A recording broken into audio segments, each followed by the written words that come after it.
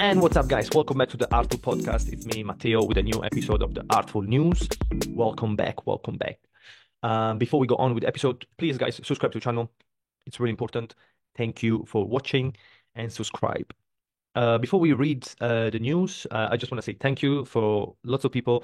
I posted this clip last week of me kind of getting real and kind of like saying what was in my mind and how I was feeling, and I received a lot of loves. In this clip, I was telling how I was a little bit demotivated, and it kind of took me a couple of weeks to kind of get back into the rhythm of creating. And as an artist, we always have this up and down, so I think it's important to share.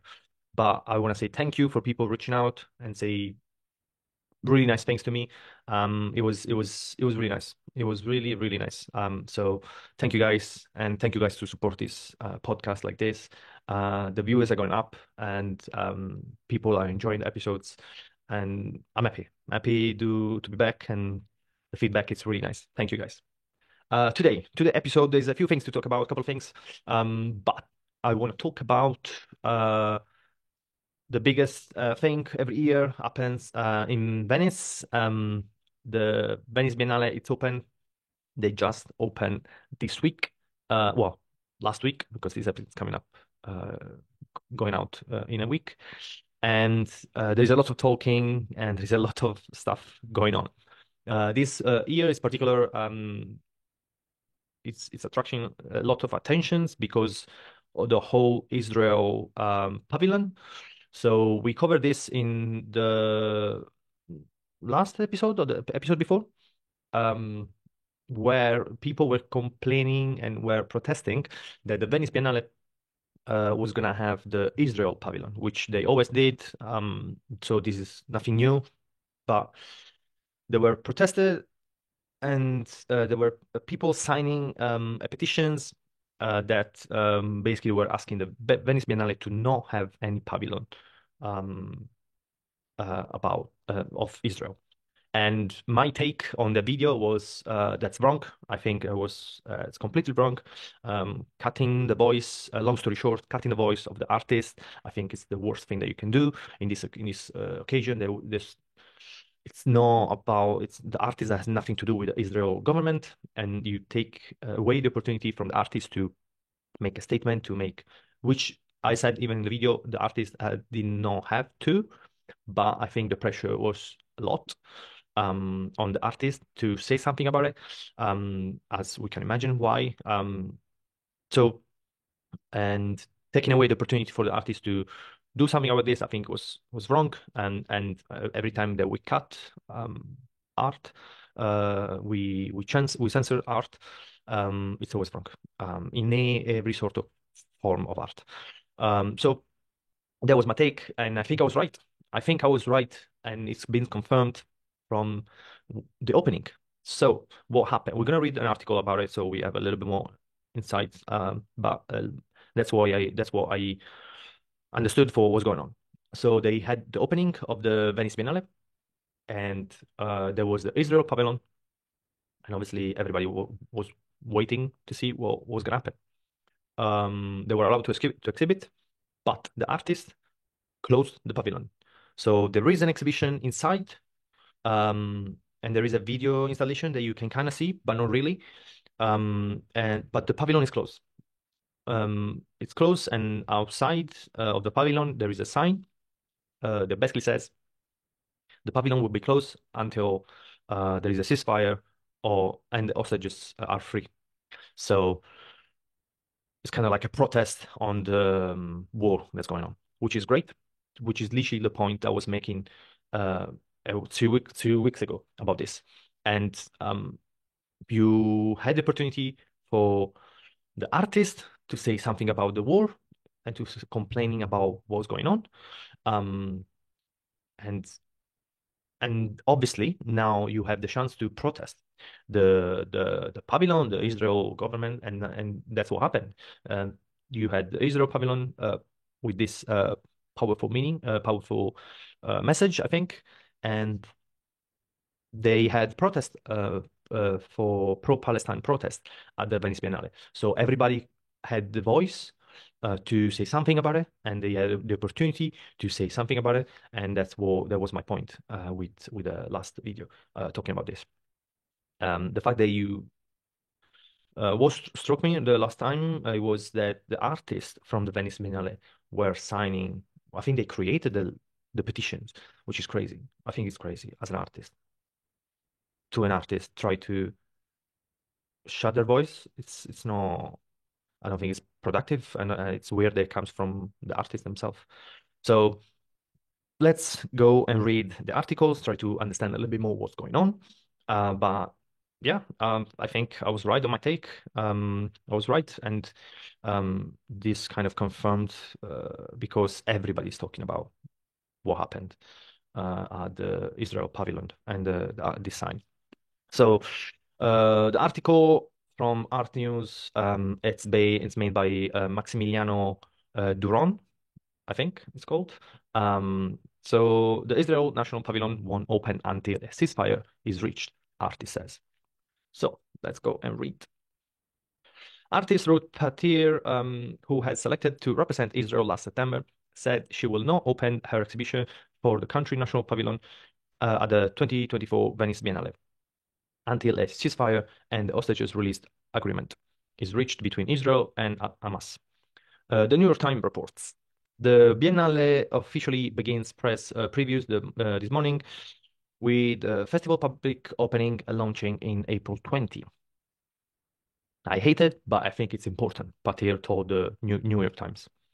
Patir and the pavilion's two curators, Tamar Margalit and Mira Lapidot, I think they are called, did not inform the Israeli government of their decision to not open the pavilion in advance. They said, titled Motherland, the pavilion was um, the pavilion was set to feature several new works featuring computer-generated imagery. One will still be visible from the window. So the pavilion called Motherland basically, but it's with M into brackets, and you can just see Otherland basically. This the pavilion it's closed. There is an exhibition inside, but you cannot see it. So it's a really interesting event. That's the way they decide to send their message. So there is an exhibition in, but there is this barrier. So there's this closure from the artist. There's like, no, you cannot enter because I I will open only under certain conditions. And obviously they didn't say anything to the government, Israeli government, which I think they will have some stuff to say about this. And obviously she said, I hate it, but I think it's important. I think what she means by that, it's obviously she hates that there is her exhibition and nobody can see it. And she had to do an intervention on her own exhibition. But it's important because there is a message behind, and the message is not only about ceasefire, which is kind of like pro-Palestine argument. She obviously mentioned the hostage situation, and she wants the hostage to be released, which is more an Israeli argument, which is crazy that we even have to have this uh, football match basically going on, that you have to pick teams. But yeah, she kind of included the both idea. So basically like for peace and for just a peace agreement in general. And I think it's really interesting. It's really interesting.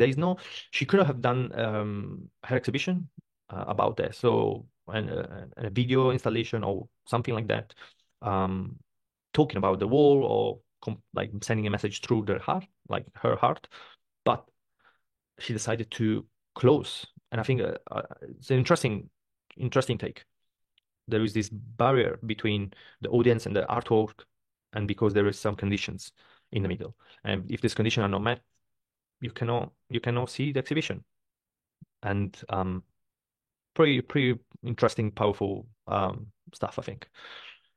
Let's carry on. So a sign on the Israeli pavilion located in the Giardini reads, per time. The artists and curators of the Israeli pavilion will open the exhibition when the ceasefire and the hostage release agreement is reached. There's a big sign. I will put it here in the screen so you can see it. In mid-October, a couple of weeks into the ongoing war, in Gaza that has killed more than 33,000 Palestinians and were sparked by the October 7 Hamas attack that killed 1,200 Israeli and took 240 hostages. Israeli said that it will proceed with its pavilion as many in the art world called for a country to withdraw. So yeah, there was a discussion which we talked about before in the video, and the Israeli said that they were gonna participate to the Venice Biennale, and even the Italian minister that was dealing with this released a statement saying that we will not cut Israeli out of the Biennale because everybody has the right to exhibit their art and stuff like that. So yeah, I'm interesting to see if of maybe they say something down there, but I'm interesting to see um, what the government said about it. If they didn't know, if they release some sort of statement, maybe, or something like that. That would be interesting to see the reaction. Then in February, thousands of artists signed an open letter calling on the Biennale to cancel Israel official participation at the Biennale, writing that the Biennale is a platforming a genocidal apartheid state. Uh, there's so much to unpack there. Several artists in this year main exhibition were among the signatories. In response, Italian Cultural Minister, as I said, Gennaro San Giuliano, said that Israel will participate as planned. The government has said the country officially recognized by Italy are eligible to mount a national pavilions. A withdrawal from a country engaging in an activity conflict already at a recent precedented when Russia pulled its national participation from the 2022 Biennale amid its war in Ukraine. Um, Russia will again appear in 2024, will not appear in 2024 Biennale. Interesting situation there.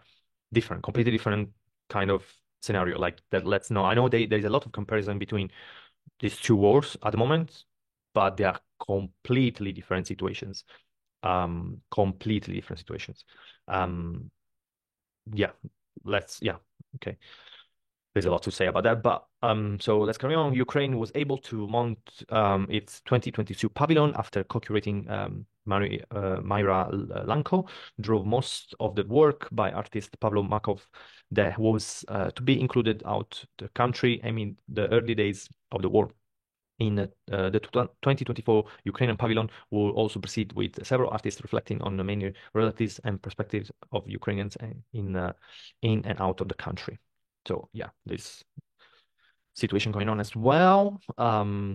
Palestine has never mounted a pavilion. Yeah, Palestine has never mounted a pavilion at the Venice Biennale, though an official collateral event was staged in 2022 by the Palestinian Museum, US. An official collateral event will also the main exhibition in 2024 Biennale, curated by MASP artistic director Adriano Pedrosa, includes two Palestine artists among the 331 set of participation. So yeah, they have representations of Palestinian artists, but they don't have a Palestine pavilion Be because yeah, they don't. Then becomes of a state situation. They're not a state. So there is a Palestine land, but they're not a state. So I'm guessing that's the reason why they don't have a pavilion because every state they have pavilions. So I'm guessing that's why they don't. They don't have an official state. Francesco Bonami, the curator of 23 Biennale, has proceeded including a Palestinian pavilion during the year festival, but he was immediately met with claims of anti-Semitism and the country did not mount a presentation. To Bonami included work by artist couple Palestinian Sandy Hilad and Italian Alessandro Petti in the main exhibition. And that's the article. Um, interesting stuff. The fact that art has this massive political say, it's crazy. It's crazy how these social changes can influence basically an exhibition. Obviously one of the biggest exhibition in the world, I will say. But yeah, the fact that it's not nothing new, but it's super interesting when these two words they collide together, and yeah, they there is almost a need of respond to these changes by the artist. And imagine the pressure. Imagine imagine the pressure. I don't know when um Patir, Ruth Patir, she find out she was the artist for the Israel Pavilion in Venice Biennale, which is one of the biggest opportunities that you can have. Okay. Now, I think she find out before the war, October started, because obviously to organize the Venice Biennale takes years, I guess. Um, Imagine the pressure that she had to go through to exhibit, to even the decision that she took of basically sending a message kind of against pro and against, because obviously there's the hostage situation, um, but going against as well the government, and the pressure that she has to go through this artist, had to be something else, had to be something else. And I think it was a good message. I think it was a good way that she did it. The fact that there is an exhibition, but you cannot see it. I like that. I cannot really put my finger on why, but I do, I did like that. I think it's a really powerful message. Um, that she didn't use her heart to say something about it. She used the structure basically to say something about the situation. And then yeah, blocking people to go see her exhibition, which is crazy. Like imagine being an artist and you have an exhibition going on in the Venice Biennale, and you decided to close your exhibition because the pressure that you had to say something about this situation. And probably she was happy. I don't know. She was happy to. I would love to interview her. She was happy to say something about it, obviously, I guess. But it's kind of like, what if she didn't say anything about it? She didn't have to. Maybe, I don't know. That's not what she wanted to do at the beginning when she find out she was part of the Venice Biennale. Oof, I cannot even imagine. I cannot even imagine the pressure. It's crazy, crazy, crazy, crazy. But as I said, I think I was right in my statement. I think this um, generated more views and more eyeballs on just shine a light on even more on the problem. Because if there was no Israel pavilion, okay, we'll made an article. Some people say something in the newspapers, but that's it. I think that's it. But the fact that there is one and there is a message behind and the whole stuff that we talked about it, I think is so much more powerful than if they didn't have an Israel pavilion. So I'm happy that they listen to me. But yeah, it's really cool, cool way that she did it. Brought to Ruth Patir. Well done. Talking about the Venice Biennale, real quick, um, there is they announces the winner of the Golden Lion of the Venice Biennale, and indigenous artists take Venice Biennale's top prize, Archie Mo, and that's who won. People are complaining about, or complaining, they are kind of like sarcastic about the fact that an indigenous um, artist won the the top prize in the Venice Biennale, but they had an Israeli pavilion. There is this discussion going on at the moment. Real quick, let's go through. Oh, it's a big article. Okay, let's see if what we can. Let's go read through real quick. With the 2024 Venice Biennale now officially open to the public, the massive Italian art festival announced the winner of the three jury prize during the press conference this morning. The exhibition top prizes both went to indigenous artists with the Golden Lion and the main curated exhibition going on to the Mataho Collective, which consists in four Maori women artists. The Golden Lion for the National Pavilion was given to Archie Moore, who was Australian representative at the Biennale this year. The main exhibition curated by Adriano Patrosa, pa, pa, pam, based in New Zealand, is showing Takapau, a dramatically lit installation made of women and lacticid polyester. It's a large-scale work, opens the Arsenal selection of the Biennale and served in a passageway to rest of the show. Uh, tu- tu- tu- tu. Referring to matrilineary traditions of textile with its womb-like cradle, the installation, it's both a cosmology and a shelter. Its impressive scale is a feat of engineering that was only made possible by the collective strands of creativity of the group. The jury said in the citation of the prize. Well, he painted the wall of the pavilion chalkboard black and spent several months handwriting via chalk the names of his family tree going back 65,000 generations. Ooh. In the center of the pavilion, he created a reflected pole over which floats a rectangular plinth. Atop this base are hundreds of redacted documents reporting that of First Nations people while in police custody. The 65,000 years of history are inscribed on the dark walls as well as the ceiling, asking viewers to fill the blanks and takes away the fragility of the Mammoth archives, the jury said in the citation. It's really interesting. Really interesting. Let's see. I don't know this artist. I will put a picture of the installation. It's pretty cool.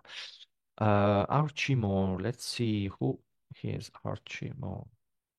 Uh, I have I have something real quick. Yeah, let's read this. Archie Moore, 1970, conceptual practice employs of a variety of media. He produced paintings, drawings, sculpture, installation, and photographs. Video and now aromas embedded in Aboriginal politics as well as the broader concept of racism, language, and international relationships. Language in particular plays a constant role, as do the concept of dwelling the dwellings, being in one skin and the impossibility of another to experience that is an ongoing theme. Interesting. I will definitely read more about this artist. I didn't know this artist. Um, see, find Australian artist. Always find something cool. And yeah, I think guys, that's it for today. That's it for today's really interesting stuff. A lot of talks about this Biennale. Really, really interesting. And please, guys, don't forget to subscribe to the channel, share the video, like the video, and thank you very much for supporting this channel. And that's it, guys, from the Artful Podcast. I'm out, and I'll see you next week.